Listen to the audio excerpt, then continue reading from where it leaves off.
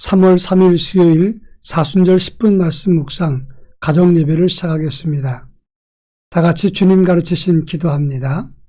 하늘에 계신 우리 아버지, 아버지의 이름을 거룩하게 하시며 아버지의 나라가 오게 하시며 아버지의 뜻이 하늘에서와 같이 땅에서도 이루어지게 하소서. 오늘 우리에게 일용할 양식을 주시고 우리가 우리에게 잘못한 사람을 용서하여 준 것 같이 우리 죄를 용서하여 주시고 우리를 시험에 빠지지 않게 하시고 악에서 구하소서. 나라와 권능과 영광이 영원히 아버지의 것입니다. 아멘. 찬송가 256장 나의 죄 모두 지신 주님, 찬송가 256장을 부릅니다.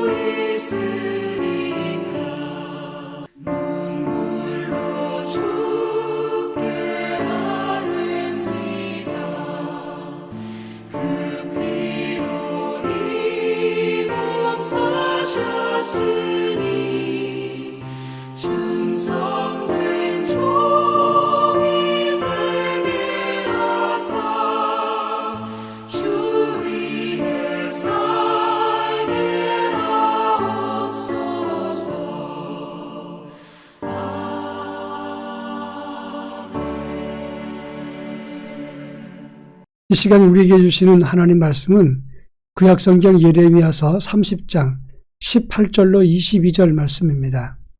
예레미야서 30장 18절로 22절 말씀을 한 절씩 교독합니다. 제가 전체를 읽겠습니다. 여호와께서 말씀하시니라. 보라, 내가 야곱 장막들의 포로들을 돌아오게 할 것이고 그 거처들의 사랑을 베풀 것이라. 성읍은 그 폐허가 된 언덕 위에 건축될 것이요 그 보루는 규정에 따라 사람이 살게 되리라. 그들에게서 감사하는 소리가 나오고 즐거워하는 자들의 소리가 나오리라. 내가 그들을 번성하게 하리니 그들의 수가 줄어들지 아니하겠고 내가 그들을 존귀하게 하리니 그들은 비천하여지지 아니하리라. 그의 자손은 예전과 같겠고 그 회중은 내 앞에 굳게 설 것이며 그를 압박하는 모든 사람은 내가 다 벌하리라. 그 영도자는 그들 중에서 나올 것이요 그 통치자도 그들 중에서 나오리라. 내가 그를 가까이 오게 하리니 그가 내게 가까이 오리라. 참으로 담대한 마음으로 내게 가까이 올 자가 누구냐? 여호와의 말씀이니라. 너희는 내 백성이 되겠고 나는 너희들의 하나님이 되리라. 아멘. 메시아로 오신 예수 그리스도를 우리가 좀 더 깊이 이해하려고 하면 가장 먼저는 예수님의 공생의 삶이 어떠했는가를 살피는 것이고 예수님께서 걸으셨던 십자가의 길과 예수님의 사역을 살펴보는 일입니다. 그리고 또 한 가지는 구약성경에서 메시아에 대해서 어떤 예언이 있었고 그 예언이 성취되었는가를 살펴보는 일이 중요하다고 하겠습니다. 오늘 우리가 읽은 이레미야서 30장의 말씀은 바벨론의 포로로 끌려갔던 유다 백성들이 회복되리라, 이런 예언의 말씀이 예레미야서 30장의 예언의 말씀입니다. 폐허가 되고 황폐한 그 땅에 예루살렘에 돌아와서 그들이 건축을 하고 그리고 그들의 백성이 다시 번영할 것이다, 이렇게 예언한 말씀이 오늘 본문의 내용입니다. 동시에 그들에게서 영도자가 나올 것이고 통치자가 나올 것이다, 이렇게 예언했는데 이것은 바로 이스라엘 백성들에게 희망과 소망을 주는 영적인 메시지였던 것입니다. 이 말씀을 통해서 하나님은 그리스도에 대해서 어떻게 말씀을 하셨는가 하는 것을 잘 살펴볼 수가 있습니다. 제일 먼저 18절로 19절 말씀을 보면 야곱 장막의 포로에 대해서 말씀해 주고 있습니다. 이 야곱 장막의 포로라고 하는 것은 유대 백성들이 포로로 끌려갔던 그런 상황을 의미하는 것입니다. 그들은 하나님을 섬기는 선민이었지만 우상을 따르고 안식일을 복되게 지키지 않고 형식적이었고 백성들은 악을 행했기 때문에 선민으로서의 자격을 상실했습니다. 그래서 바벨론의 포로로 끌려가서 정한 시간 동안 고초를 겪었습니다. 그러나 하나님은 그들을 사랑하셔서 그들을 다시 회복시켜 주시고 다시 그 땅을 건설하고 번영케 했다고 하는 것입니다. 그 예언의 말씀이 오늘 18절로 19절의 말씀입니다.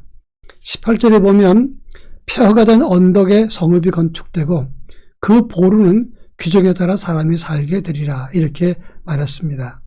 여기서 말하는 보루라고 하는 것은 적의 침입을 막기 위해서 쌓아놓은 구축물을 말하는 겁니다. 이 말은 사람이 많이 모여서 살면서 적어도 자기 성을 지킬 만큼 그렇게 회복됐다는 것을 말하는 것입니다. 자, 그러면 이렇게 회복되니 그들의 입에서 감사가 나오고 또 즐거워하는 소리가 나오고 그들의 수가 줄어들지 아니하겠다라고 말씀했습니다. 하나님이 그들을 존귀케 하시니 그들이 비천해지지 아니하리라. 이것이 18절과 19절에 나오는 말씀입니다. 자, 그렇다면 이렇게 하나님이 그들을 존귀하게 만들고 다시 건축하고 숫자가 줄어들지 않고 그 땅이 회복되면 끝나는 것이냐 하는 것입니다. 그 중에 참 영도자를 보내주리니 내가 그들을 복되게 하겠다고 말씀했습니다. 회복의 마지막은 숫자가 늘어나고 건축이 되는 것으로 끝나는 게 아니라 하나님이 보내신 참 통치자 메시아를 보내주시는 것으로 회복의 마지막이 이루어진다는 것입니다. 21절에 보면 그 영도자, 지도자는 어디서 나옵니까? 그들 중에서 나오리라고 했습니다. 같은 민족, 유대 민족에게서 나온다는 말입니다. 그리고 그 왕과 통치자는 하나님께 가까이 나아갈 수 있게 한다고 말씀했습니다. 바로 여기에 중요한 포인트가 있는 것입니다. 하나님의 선민 이스라엘은 무엇으로 선민을 우리가 알 수 있겠습니까? 땅의 회복, 번영, 숫자가 줄어들지 않는 것, 이런 것들 때문에 하나님의 선민으로 인정받는 것이 아니라 그것은 범죄할 때마다 하나님의 징계를 받고 심판받을 수 있는 가변적인 것들입니다. 그러나 하나님은 그 백성 중에서 구원주를 보내주시고 하나님의 통치자를 보내주셔서 그분을 통해서 하나님과 소통되고 하나님과 가까이 있을 때 이것이 선민이 완전히 회복되는 것이다. 이렇게 말할 수 있는 겁니다. 우리도 마찬가지입니다. 우리가 하나님의 선민, 구원받은 하나님의 자녀가 되는 것은 무엇으로 확인할 수 있습니까? 물질이 잘 벌리고 또 육신적으로 번영을 주셨기 때문이 아니라 우리 가운데 메시아 되시고 통치자 되신 예수 그리스도가 계시기 때문에 우리는 하나님의 선민이라고 말할 수 있는 겁니다.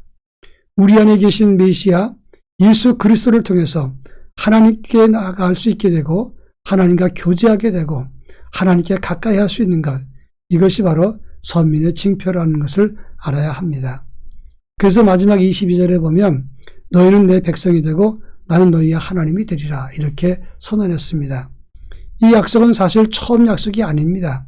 이미 오래전에 아브라함 이후에 역사 속에서 계속해서 반복되었던 하나님의 약속이었던 것입니다.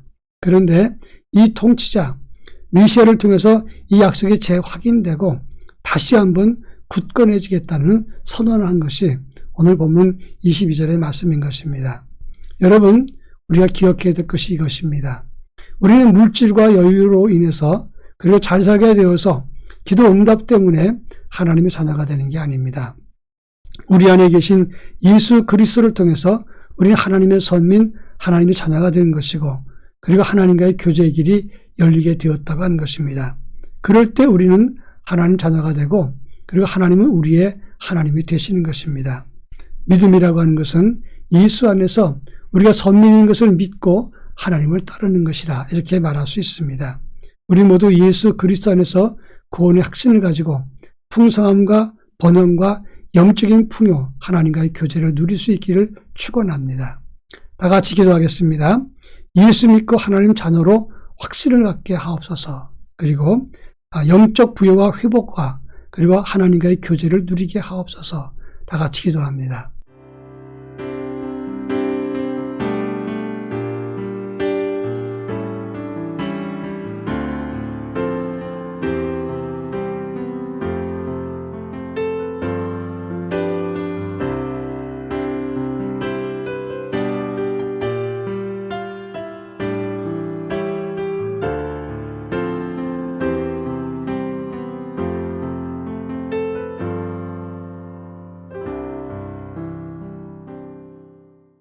사랑 많으신 하나님 아버지, 우리가 하나님을 따르고 경외할 때 물질의 여유와 넉넉함 때문에 하나님 백성이 아니라 예수 그리스도 안에 있기에 하나님 자녀인 것을 확인하게 하옵소서.